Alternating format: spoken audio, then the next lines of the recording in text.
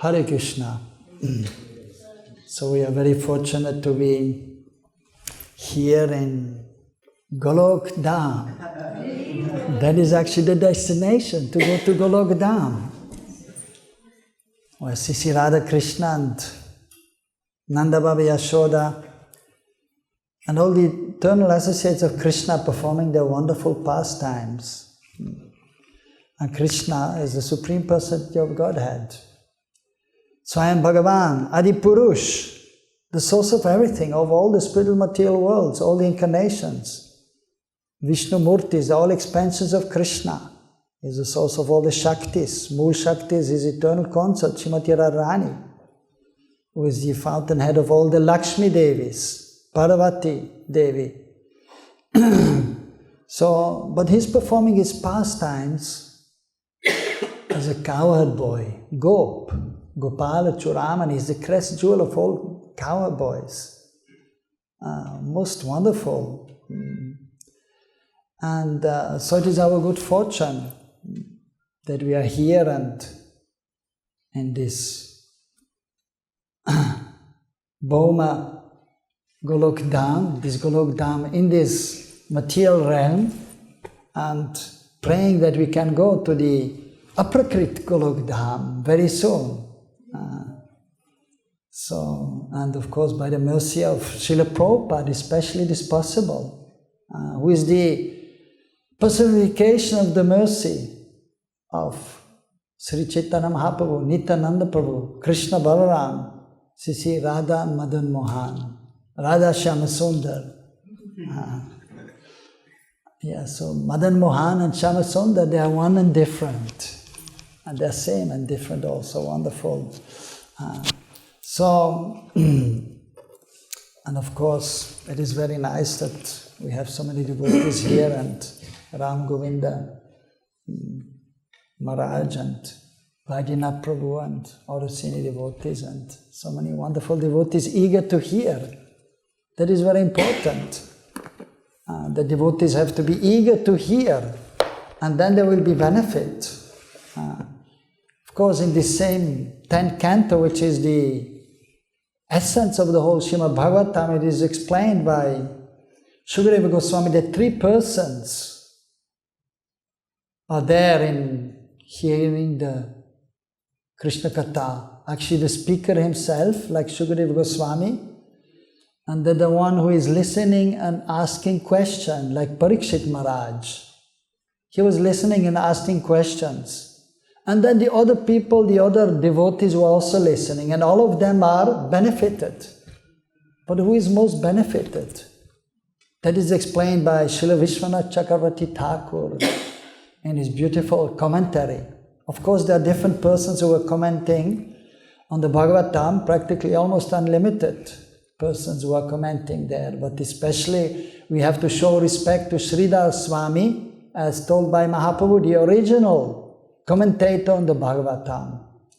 And then, especially the devotees of Sri Chaitanya Mahaprabhu. So their commentaries, they are most valuable to us. And so, amongst them, Sanatana Goswami, Jiva Goswami, but then especially Vishwanath Chakravarti Thakur, his commentaries are most sweet. So he's explaining about these three persons, and he's saying the most benefited is actually the speaker. So I'm most fortunate to be here in Maharaj, and because it is done by the mercy of the Lord that we are able to speak, and we are actually, the speaker becomes empowered by the Lord. And while he's speaking, he's not only speaking, but he's hearing also. Because he will get so many realizations, new realizations. Many things he will speak which he has already realized, but while he's speaking, he will get more realizations by the mercy of the Lord. And the Lord is speaking through the speaker and touching the hearts of everyone. So he's most benefited. And the second one who is benefited is the one who is listening attentively and asking questions, like Parikshit Maharaj. So all of you, I'm sure you're listening very attentively. And now he's saying, but even the others, and as we know, that many times it happens that devotees are falling asleep during the Bhagavatam, but still they will also get benefit. Don't worry if you fall asleep, you will get benefit, because the transcendental sound vibration is going through the tamagun, it's touching the soul. Even if you fall asleep, the vibration is there, and it will purify the person who are there listening, even if they fall asleep. So we are fortunate, all of us, to be here and to be able to speak and hear, especially hear Krishna Katha. So I want to read something which Prabhupada said on this day, 20th July, 1971, in New York. Because ultimately it is the mercy of Prabhupada, and we are going according to Prabhupada.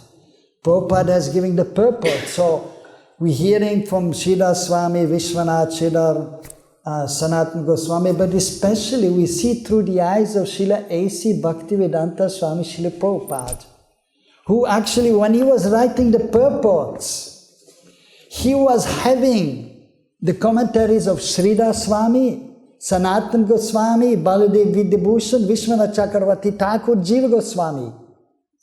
And then he was writing his purports. He was thinking from them, and then he was also according to time, place, circumstances. He was then writing his purport. So it is the essence. The purpose of Srila Prabhupada is the essence of the Bhagavatam and the essence of the commentaries of the previous acharyas for our benefit. So we can also digest it according to our circumstances, time, place, and circumstances.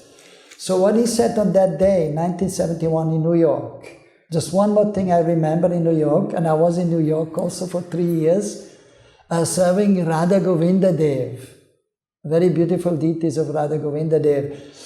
And they are special because actually they were installed in Jaipur, where the original Radha Govinda Dev are of Rupa Goswami, and we are all followers of Rupa Goswami. We are known as Rupanuga Vaishnavas, who is considered the most dear associate of Mahaprabhu. Sri Chaitanya Manobhistam Stapitam Yena Bhutale Swayam Rupagadhamayam Dadati Swapadantikam. So we are following in his footsteps. All the acharyas have said, Prabhupada, Bhaktisiddhanta Saraswati Thakur Prabhupada, Bhaktivinoda Thakur. So we are Rupanuga Vaishnavas. So there he installed Radha Govinda. And then he sent them to New York and had the opportunity to serve these Radha Govinda for 3 years. And the small deities, Radha Krishna, these were the small deity, the first deities of Radha Krishna which Prabhupada brought to America. And so there in that place, New York, so one time the devotees, they were discussing about different things and suddenly about Vrindavan. And Prabhupada said, I am always in Vrindavan.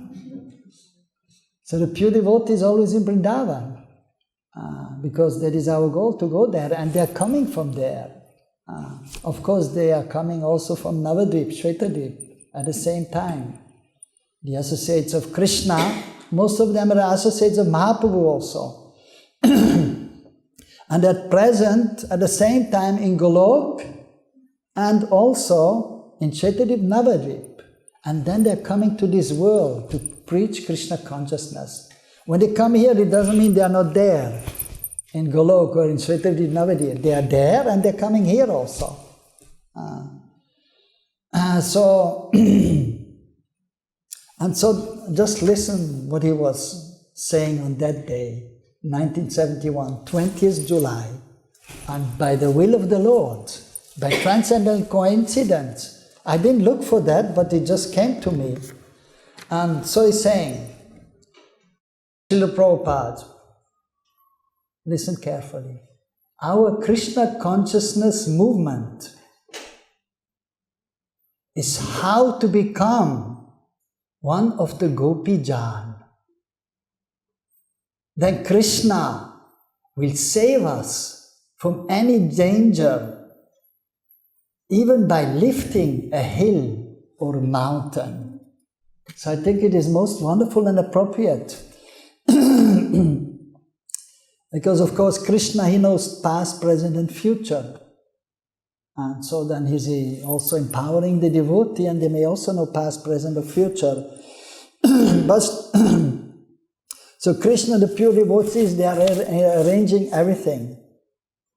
So, and therefore I decided actually to, well, first of all I heard that Ram Govinda Maharaj is going to speak also about the Srimad Bhagavatam, so the Bhagavad Gita, when first Guru Hari Prabhu told me about this Gokata festival, and I was very enthusiastic, although I was planning to come back earlier because I have so much seva in Vrindavan to take care of the deities, and usually I never stay this long. But because he requested me, I thought, well, okay, for Bhagavad Gita, and I can have a little more time for extra chanting and take a little rest here. So then I heard that Maharaj will speak about Govardhan Leela, which is very wonderful. And here we can see Prabhupada speaking actually here practically that Krishna will save us from any danger, and then giving the example of Krishna saving the Brijabasis by lifting Govardhan hill on the little finger of the left hand, and for that he is most famous as Giridhari. Then I was thinking, of course I never knew about this quote, which is coming on this day today, but I was thinking, well, so I should also say something from the 10th canto, because that is most sweet and most wonderful, and we want to be always absorbed in Krishna Lila and Braj. Then I thought the 10th canto, and Prabhupada presented also the Krishna book, because he was not sure how long he will live in this world. And the 10th canto is the essence of the Bhagavatam. And he wanted to bring this Krishna consciousness, Krishna Braj to us. So then he wrote the Krishna book for our benefit, which is the 10th canto. Of course, even there are three parts. One is Krishna's Leela and Braj, from the first, practically till the 31st chapter, the 35th chapter is Braj Leela. And then Krishna is going to Mathura and staying there a little while. And so there are a few chapters about that, and then after Krishna going to Dwarka, the remaining, so, and almost 90 chapters there. So a lot of topics are there, but for the Gaudiya Vaishnavas, the devotees of Mahaprabhu, the first part is most wonderful, most sweet. So sometimes the devotees of Mahaprabhu, they like to read the first part of the Krishna book, and then they are hesitant to read the second part. Krishna going to Mathura, that is giving them pain, so much pain. But still we also read, but sometimes it is difficult. There's one wonderful book by Jiva Goswami also, not different from the Bhagavatam, the 10th canto, Gopal Champu, and it is in two parts. The first part is about Krishna and Braj. The second about Krishna in Mathura and Dwarka. And so also there, I read the first part, and then it was very difficult to read the second part. And so that is actually now a sampradaya. But still we also have to perform Vaidhi Bhakti, and we have to read the whole Srimad Bhagavatam, we have to read about Krishna in Dwarka, in Mathura, and the 11th canto, 12th canto, it has to be done. So that we actually become qualified to enter into this Braj Bhav. So, but again, the first part I will read again. Srila Prabhupada, our Krishna consciousness movement is how to become one of the Gopi Jan, one of the Gopis, or the Gopas. So that is, of course, it means also one of the Gopas, any of the Brijabasis. And as we know, Sri Chaitanya Mahaprabhu is the Kali Yuga avatar, is not different from Sri Sri Radha and Krishna. And so the eternal reason is to relish the mood of Srimati Radharani towards Krishna. And then the external, but the main part is to establish the Yuga Dharma, the chanting of the holy names, the Maha Mantra, Hare Krishna, Krishna Krishna, Hare Hare, Hare Ram, Rama Rama, Hare Hare. So, although he is the Supreme Lord and he established the Yuga Dharma, but he also showed us how to actually perform this devotional service, how to do bhajan, how to serve Krishna, how to chant the holy names, with which bhav. So especially it is mentioned in the Chaitanya Charitamrita, which is actually practically non-different from the Srimad Bhagavatam. And as Prabhu was saying that if it is mentioned in the Mahatmya, if all the books somehow would be destroyed, then if you have the Bhagavatam, that is enough. That is certainly true. But Bhakti Siddhanta Saraswati Thakur was saying, if I were on a boat, like on the Ganges, and I would drown, and I could only keep one book, that would be the Chaitanya Charitamrita, which is practically non-different. It has an added sweetness, the sweetness of the life of Sri Chaitanya Mahaprabhu. So, and so Sri Chaitanya Mahaprabhu, so he established the Yuga Dharma, the chanting of the holy names, but then he gave the bhav also, which is most important, because there are so many persons chanting the Mahamantra, even Mayavadis, some of them, in order to merge in the Brahmajyoti. Even Vaikuntha Bhaktas, they may chant. The followers of Ram, they also chant the Mahamantra, but they start with Hare Ram. But he started with Hare Krishna because Krishna is our Aradhya Deva, Aradhya Bhagavan, Brajeshatanayas Tadhama Vrindavanam, Ramya Kachit Upasana Bharajavad Variganaya Kalpitaha, Srimad Bhagavatam Puranam Analam Prema Pumattamaham, Sri Chaitanya Mahaprabhu Matamidam Tatra Ranaparaha. That is a shlok again by Vishwanath Chakravarti Thakur, who is writing a beautiful commentary. And he's saying, that is the opinion of Mahaprabhu, and there is no other opinion than this. This is the final opinion. And the Ishtadev Aradhya Bhagavan, that is Braja Isha Tanaya, our worshipable Lord, the Ishtadev of us, that is Krishna, the son of the king of Braj.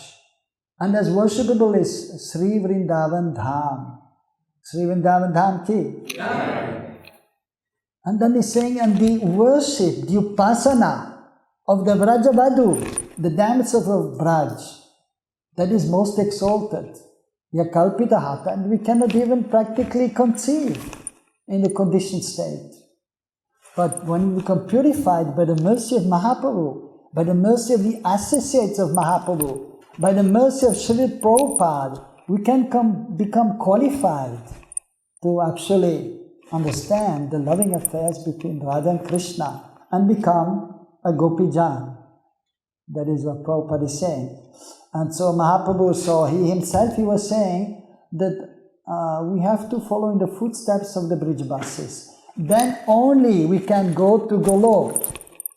We are already in Golok, in this world, in Boma Jagat, but Boma Vrindavan. It is also Vrindavan here because, Madan Mohana here and this Golok, So, but we want to go Aprakrit, the transcendental Golok. So for this we have to follow in the footsteps of the Brijbasis, who are most dear to Krishna. And that is explained by Rupa Goswami, the most confidential associate in the Nectar of Instruction.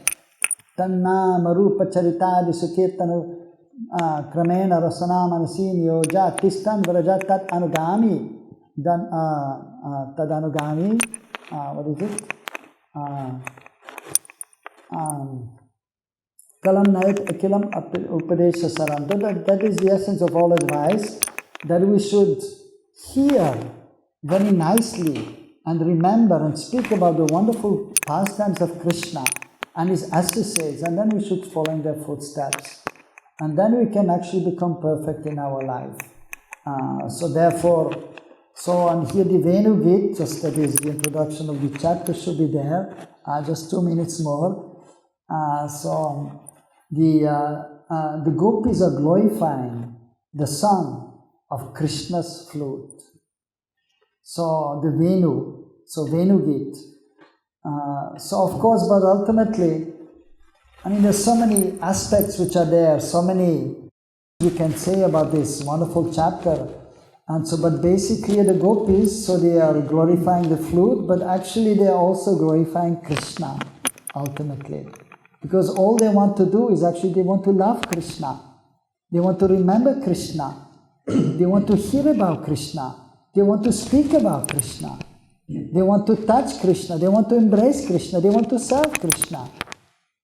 But then because the flute has something to do with Krishna, is Krishna's dear companion, so then they are also glorifying the flute.